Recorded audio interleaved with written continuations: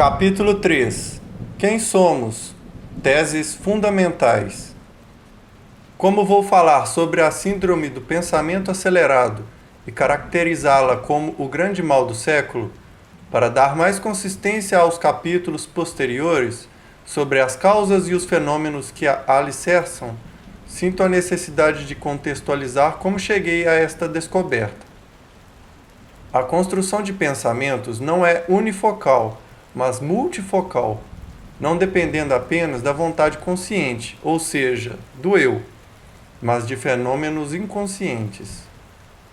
Somente essa tese já é o suficiente para demonstrar que a mente humana é mais complexa do que postulam a psicanálise, as teorias comportamentais, as teorias cognitivas, as teorias existencialistas, as teorias sociológicas e as teorias psicolinguísticas.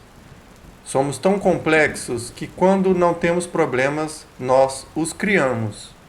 Por exemplo, milhões de pessoas em todas as sociedades modernas cobram demais de si mesmas. Elas usam o pensamento não para se libertar, mas para se aprisionar e punir quando falham ou não correspondem às suas expectativas. Quem cobra excessivamente de si pode ser ótimo para a sociedade e para a sua empresa, mas certamente será seu próprio algoz. Você o é? Diante disso, devemos fazer uma pergunta relevante. O nosso eu é o único fenômeno responsável por ser autopunitivo? A resposta é não. Na realidade, por ser passivo, ele é amordaçado por outros fenômenos que leem a memória e fecham o circuito das janelas. O eu, por não ter aprendido a conhecer o funcionamento da mente e a ter autocontrole, acaba sendo asfixiado por engenheiros inconscientes que constroem pensamentos perturbadores e punições sem sua permissão. Se não formos equipados educacionalmente para atuar como gerenciadores da psique, seremos como meninos assombrados numa torre de monstros. Claro que isso não exime a responsabilidade de quem comete violências contra o outro. Se o eu é consciente, se não perdeu os parâmetros da realidade, ele é responsável pelos seus comportamentos e suas consequências, inclusive quando ele mesmo se torna um espectador passivo das mazelas psíquicas. Quem não souber dar um choque de lucidez em sua emoção e em seus pensamentos, jamais poderá dizer que é autor da sua própria história. Podemos nunca ser completamente livres em nosso psiquismo, mas há diferenças nos níveis de aprisionamento. Alguns visitam essa prisão em momentos de estresse semanais, outros em períodos diários de tensão. Outros ainda vivem constantemente em masmorras. Certa vez, ao fazer uma conferência no Supremo Tribunal Federal, o guardião dos direitos e deveres dos cidadãos, o baluarte da liberdade, afirmei que nunca houve nas sociedades livres democráticas tantos escravos num único lugar onde é inadmissível ser um prisioneiro, em nossa própria mente. Parece incrível afirmar isso, mas o tempo da escravidão não terminou. Apenas mudou de endereço. Antes, algemavam-se o corpo. Hoje, algema-se a psique. Antes havia carrascos que puniam os encarcerados. Hoje nós mesmos nos encarceramos. Antes, a jornada de trabalho era inumana, de 12 ou 14 horas diárias. Hoje, devido à SPA, a jornada de trabalho mental é insuportável. Nos tornamos máquinas de pensar. Não descansamos. Pensar é uma grande aventura. A produção da teoria da inteligência multifocal, de sigla TIM, demandou décadas, continuamente escrevendo-a, e mais de 3.000 páginas, em um país que pouco incentiva a pesquisa teórica básica, principalmente sobre a mente humana. Para escrevê-la, eu aproveitava os intervalos das psicoterapias e consultas psiquiátricas, Além de que preciosas horas nos finais de semana, férias, feriados e noites e madrugadas. Quando nos envolvemos em um projeto para produzir conhecimento teórico, o risco de não desenvolver algo consistente é grande, ainda mais numa área inatingível como a psicologia. Mas quem vence sem riscos triunfa sem dignidade. O desejo de contribuir, ainda que minimamente, para a humanidade me consumia. Hoje, após tantos anos e me colocando como eterno aprendiz, fico feliz por esse conhecimento atingir dezenas de milhões de leitores em muitos países. Alegro-me também por algumas universidades internacionais já oferecerem mestrado e doutorado na TIM. Entretanto, foi uma tarefa árdua. Tudo começou há muito tempo e recordo algumas passagens pitorescas. Conheci minha esposa na faculdade de medicina. Eu cursava o 4º ano e ela o 2º. Levei-a com meus escassos recursos para tomar um suco. Na saída, um bilhete caiu do meu bolso. Ela, desconfiada que fosse uma mensagem de outra garota, indagou-me do que se tratava. Fitei seus olhos e lhe disse que eu não era muito normal, pois sonhava em construir uma nova teoria sobre a inteligência. E o bilhete era uma das minhas anotações. Ela achou aquilo estranho. Deve ter pensado que eu estava delirando com uma febre passageira, pois, como futuro médico, deveria me preocupar com órgãos, doenças, tratamentos e não com o funcionamento da mente. O tempo passou e minha febre só piorou. 17 anos depois, outro episódio interessante ocorreu. Já tinha minhas 3 amáveis filhas. Estava atrasado para mais um compromisso social, pois estava escrevendo um texto e minha esposa buzinava no carro. Quando cheguei ao veículo, minha filha mais velha, então com 11 anos, fez a pergunta fatal: Papai, quando você vai terminar seu livro? Eu não tinha resposta e minha esposa, naquele momento impaciente e com razão, respondeu por mim: Filha, quando conheci seu pai, ele logo disse que estava escrevendo um livro sobre a mente humana. Ele nunca vai terminá-lo, pois no dia em que terminar, ele vai morrer. É difícil falar da minha própria produção de conhecimento, mas jamais negando minhas gritantes limitações, gostaria de dizer que a teoria da inteligência multifocal talvez tenha sido a primeira a detectar que a construção de pensamentos é tão complexa que, além do eu, há 3 outros fenômenos que constroem cadeias de pensamentos. É também uma das poucas teorias que estudam a relação entre os pensamentos conscientes e a natureza do objeto pensado.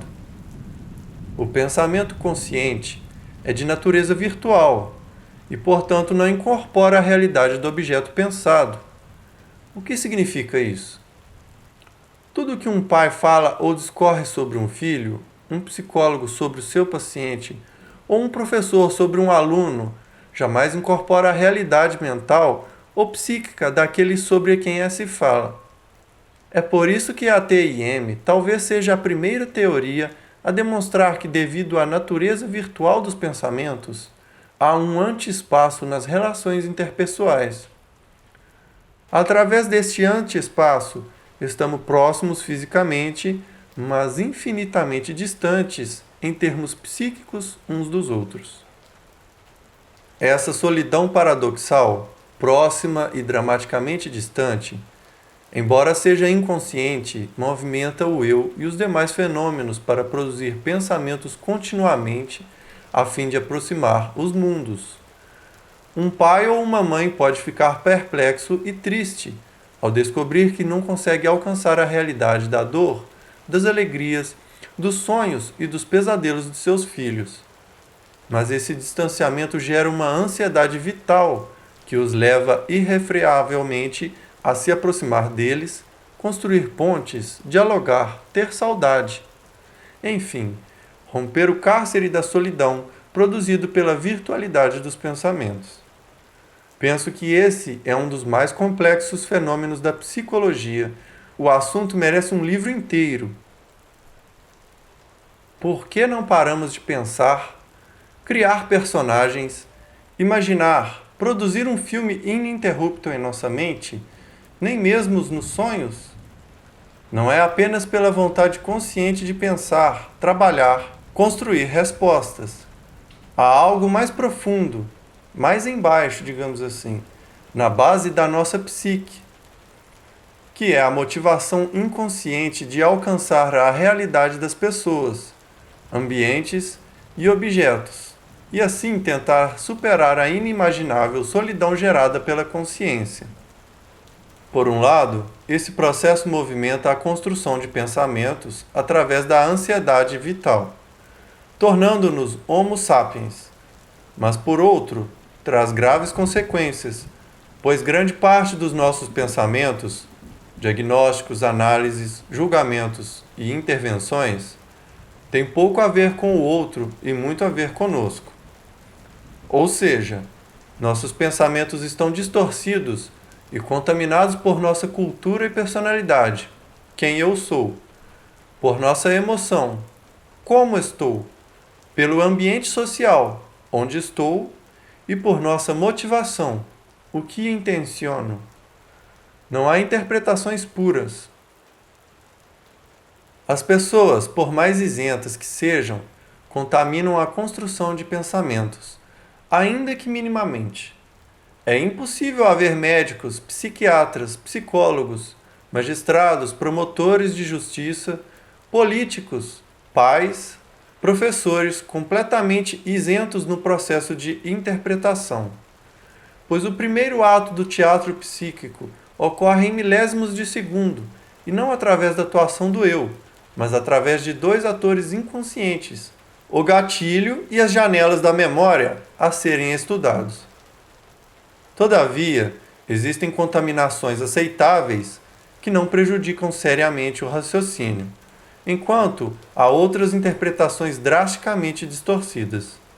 Por isso, existem julgamentos políticos baseados menos na lei e muito mais nas intenções subjacentes e subliminares de quem julga.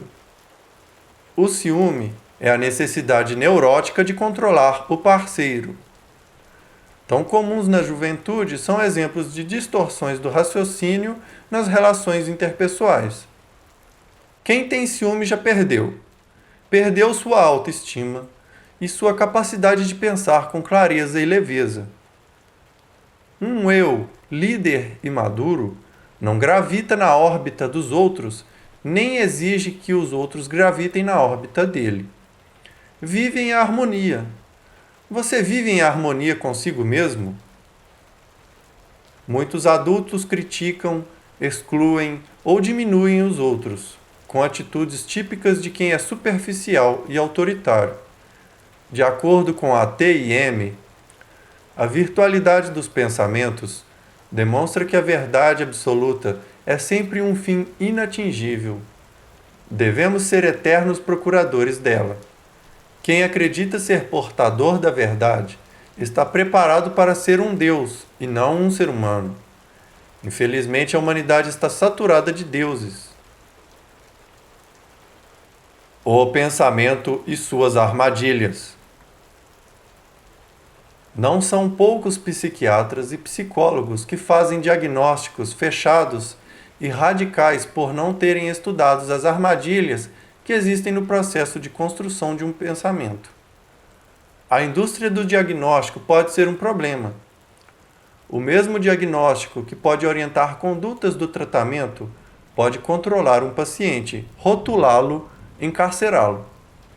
Um profissional de saúde mental deve saber que jamais tocará ou sentirá minimamente a dor do pânico ou da depressão de um paciente.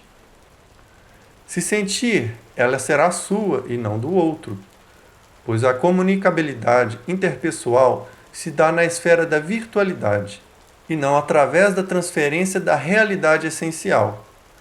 Estamos ilhados em nós mesmos. Muitos profissionais dessa mobilíssima e complexa área não entendem que conhecemos o outro sempre a partir de nós mesmos. Aprender a nos colocar o menos possível no processo de interpretação e criticar os nossos preconceitos é fundamental para nos aproximar dos outros, entender seu drama, ainda que virtualmente. Líderes espirituais, políticos, juristas, médicos cometem erros seríssimos porque creem que o pensamento é instrumento da verdade. Julgam, decidem, condenam, orientam, sem saber que sua natureza é virtual. Todos deveríamos ser treinados nas faculdades para entender as contaminações, armadilhas, ligadas à natureza do pensamento. Nossos pensamentos jamais representam o outro em sua plenitude. Pensar com humildade, reciclando nosso autoritarismo, nosso orgulho, nossa necessidade neurótica de poder é fundamental. Guerras, genocídios, homicídios, violências, bullying não são apenas produzidos por fatores sociais, mas também porque não estudamos as emboscadas do mais complexo dos fenômenos psíquicos, o pensamento. Como podemos provar que o pensamento consciente é virtual e não concreto? Simples. Se não fosse virtual, jamais poderíamos pensar no futuro, pois esse é inexistente, nem resgatar o passado, pois ele não se pode retornar. Na esfera da virtualidade, nossa espécie deu um salto sem precedente na construção do imaginário. Mas devemos ter em mente que o mesmo fenômeno que nos libertou também pode produzir graves prisões, entre elas o medo, ódio e dependência. Se pais educadores, executivos não treinarem o seu eu para se esvaziar dos pensamentos preconceituosos e aprender a se colocar no lugar dos outros a fim de entendê-los tanto quanto possível, cometerão erros graves. Muitas são vítimas da inveja, ciúme, raiva, complexo de inferioridade, sem saber que tais sentimentos são distorções ligadas à natureza e à construção de pensamentos. Além de todos esses fenômenos que citei, a TIM estuda dezenas de outras áreas novas do psiquismo, como o fenômeno RAM, o fenômeno da psicoadaptação, o fenômeno do alto fluxo, o fenômeno da autochecagem da memória ou gatilho da memória, as janelas da memória, os 3 tipos de pensamento: essencial, antidialético e dialético. O eu como gerente dos pensamentos, o eu como gestor da emoção e o processo de reedição das janelas killer. Por estudar sistematicamente os fenômenos conscientes e inconscientes que constroem pensamentos, a TIM é a primeira teoria a detectar a síndrome do circuito fechado da memória e a síndrome do pensamento acelerado. Até aqui, contextualizei brevemente o processo de construção da teoria e algumas das suas áreas de atuação. Creio que daqui para frente os capítulos serão mais suaves. Produzir uma teoria é uma belíssima aventura, mas tem seus desertos.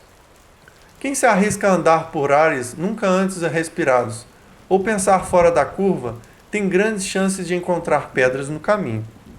No entanto, ninguém é digno de contribuir para a ciência se não usar suas dores e insônias nesse processo. Não há céu sem tempestade. Risos e lágrimas, sucessos e fracassos, aplausos e vaias fazem parte do currículo de cada ser humano, em especial daqueles que estão apaixonados por produzir novas ideias.